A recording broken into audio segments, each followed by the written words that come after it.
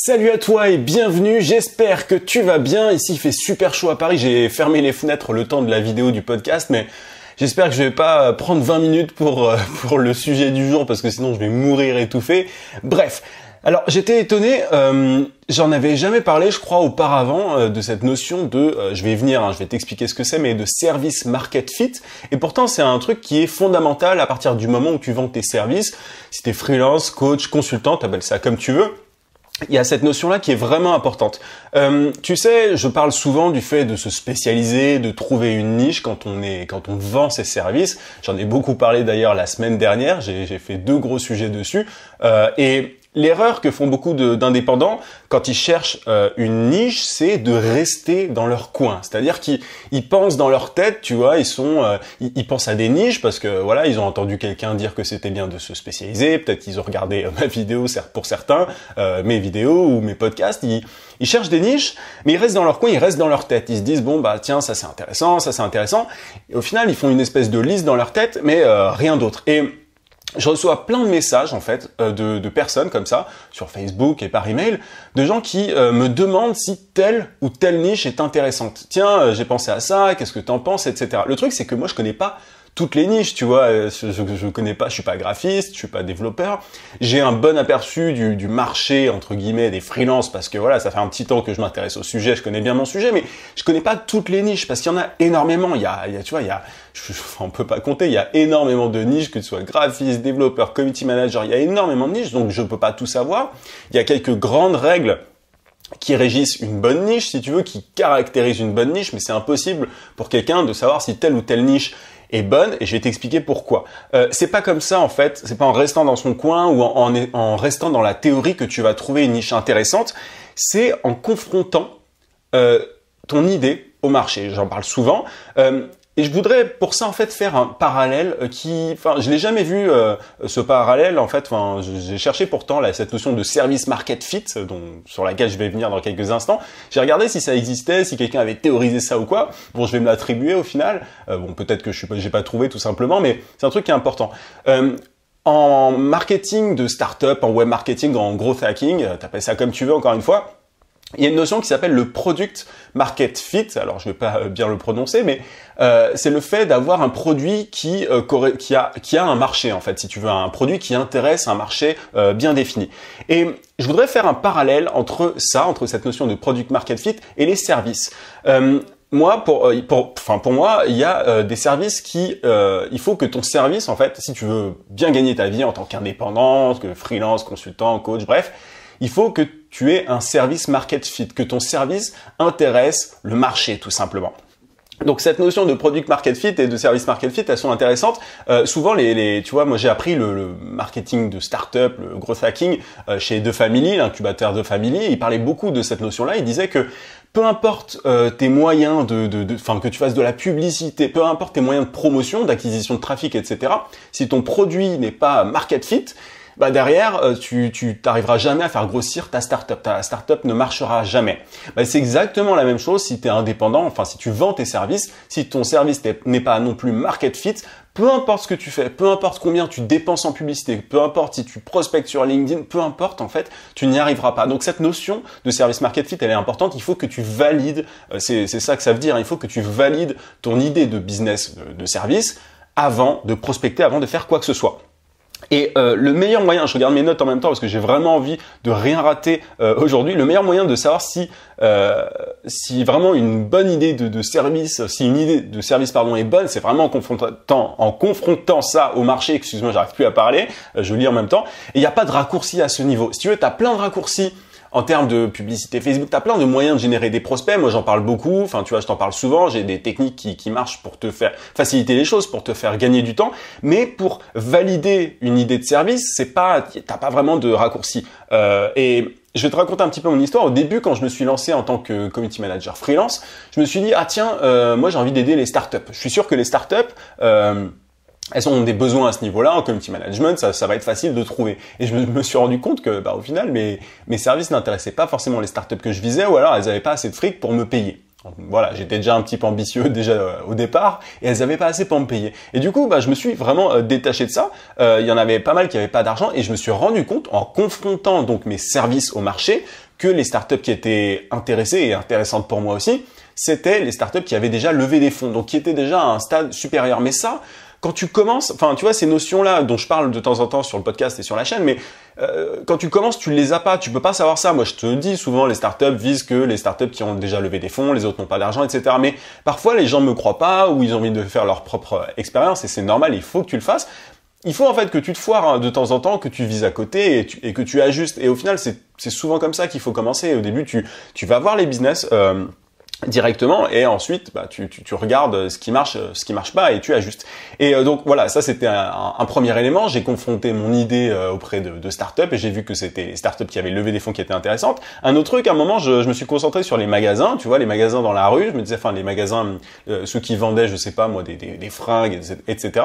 Et je me suis rendu compte que il y en avait qui avaient pas de marge assez intéressante pour pouvoir faire de la publicité, ou alors certains faisaient déjà de la publicité sur internet mais ils avaient pas un gros budget. Donc je me suis rendu compte qu'il fallait plutôt que je prospecte auprès d'e-commerce, de boutiques qui avaient, enfin de boutiques en ligne existantes, si tu veux, des boutiques qui étaient directement sur internet et qui avaient un bon budget déjà et que je pouvais optimiser. Bref, en fait, pour vérifier tout ça, je posais des questions.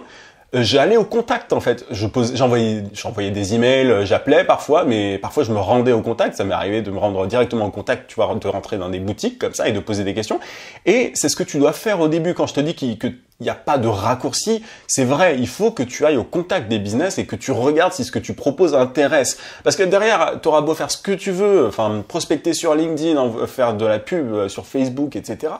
Si ton truc n'intéresse pas à la base, ça sert à rien. Donc ça, c'est important. Avant même de chercher des clients, tu dois valider ton idée de business. Bon, je me répète, et la confronter au marché. Je prends les notes, je me répète un petit peu avec mes notes, mais c'est important. C'est jamais de trop. Ça te prendra sans doute du temps au début, mais tu dois prendre ce temps parce qu'une fois que tu as une bonne niche, une fois que tu as un service market fit, ça va tout seul. Si tu as un service market fit et que tu as le bon moyen de générer des prospects, et j'en ai, enfin tu vois, moi j'en parle souvent, je te parle de LinkedIn et tout, il suffit souvent d'appliquer mes méthodes et tu trouves des clients. Si tu as les deux, enfin ça va tout seul, c'est super rapide, c'est super simple. Donc il faut que tu prennes ce temps à la base avant même de prospecter.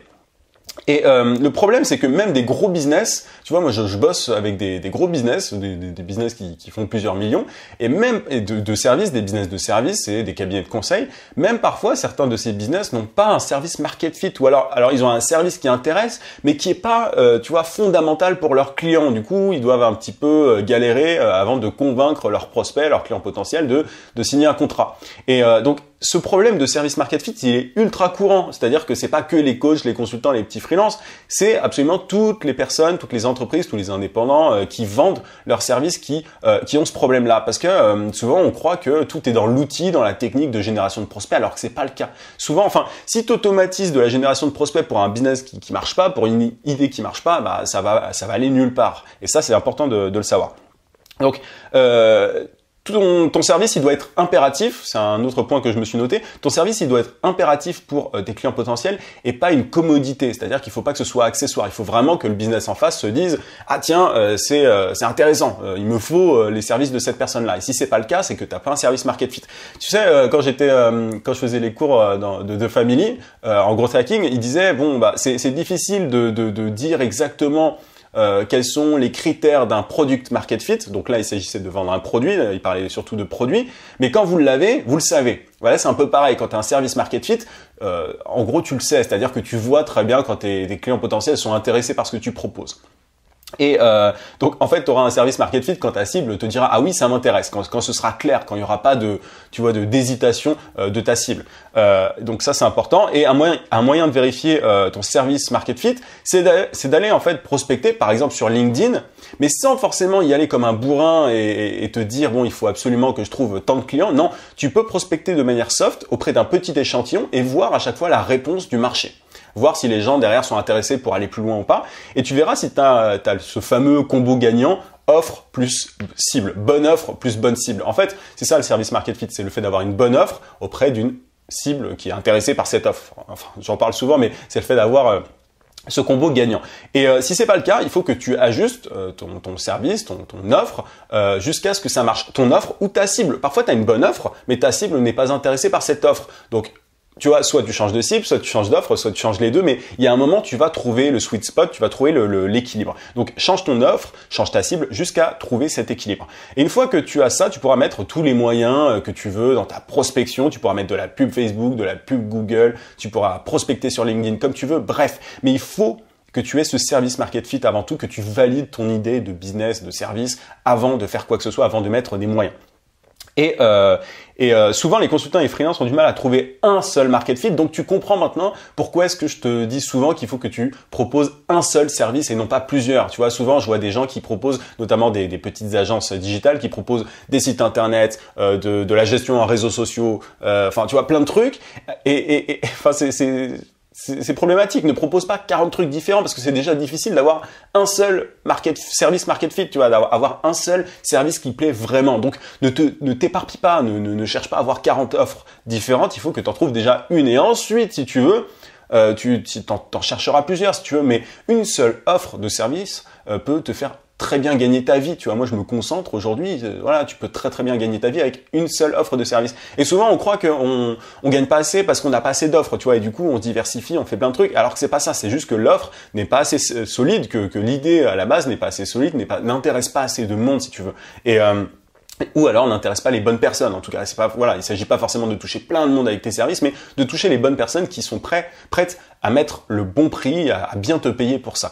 Donc, trouve ce service et ensuite propose-en d'autres si tu veux, mais déjà, il faut que tu trouves ce service market fit.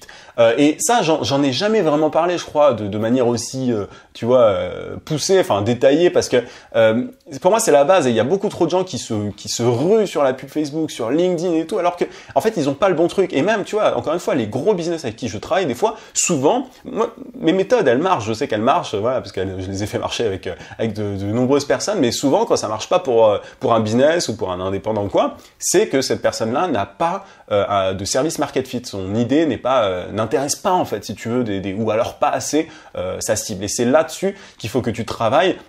Une fois que tu auras ça, honnêtement, ça ira beaucoup, beaucoup plus vite. Donc, concentre-toi là-dessus, valide ton idée de business et en y allant concrètement, tu vois, en posant des questions, tu vois, en envoyant des emails, en appelant des gens, etc. Mais ne cherche pas à gagner tout de suite de l'argent. C'est pas comme ça que tu avanceras. Déjà, cherche à valider ça. Et ensuite, tu verras que l'argent viendra à partir du moment où tu auras une offre qui intéresse une cible précise.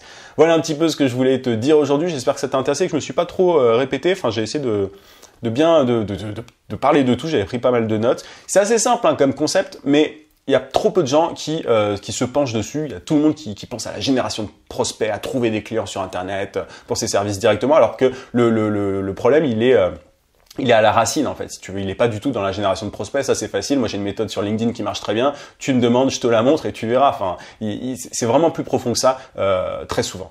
Voilà un petit peu ce que je voulais te dire. J'espère que ça t'a plu. N'hésite pas à mettre un gros pouce si t'es sur YouTube et à t'abonner à la chaîne si c'est pas déjà fait. Je te rappelle aussi que tu peux télécharger ma formation vidéo gratuite pour trouver des clients rapidement en freelance. Justement, tu cliques juste en haut sur le i si t'es sur YouTube. J'arrive pas à parler aujourd'hui. Sinon, tu as le lien en description. Je te dis à demain, 18h, comme d'habitude. En attendant, n'oublie pas, vie sans limite. À plus.